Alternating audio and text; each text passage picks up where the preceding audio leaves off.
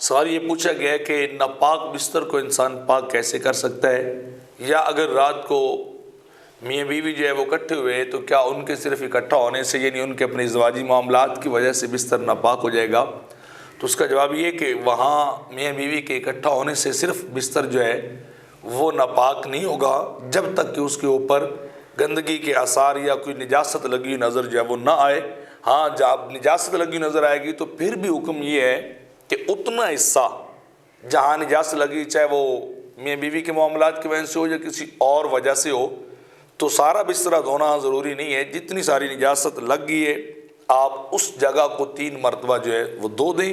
اور اس میں سے پانی جو وہ نیچے نچڑ جائے تو پھر آپ کا بستر جو ہے وہ پاک ہو جائے گا اور وہ ہر طرح کے استعمال کے قابل ہے۔ دوسرا یہ کہ بعض اوقات عورتیں یہ کرتی ہیں کہ بسترا وہ بعض اوقات میٹرس ہوتا ہے یا کوئی تھوڑی سی دبیز تہ والی موٹی چادریں ہوتی ہیں جن کا دھونا مشکل ہو جاتا ہے، تو عورتیں کیا کرتی ہیں کہ وہ پوچھا لگا دیتی ہیں، کپڑا کوئی پکڑا اسے گیلا کیا، ایک بار پھیر دیا، پھر دوبارہ پھیر دیا، پھر سے 12 پھیر دیا۔ تو ایسا کرنے سے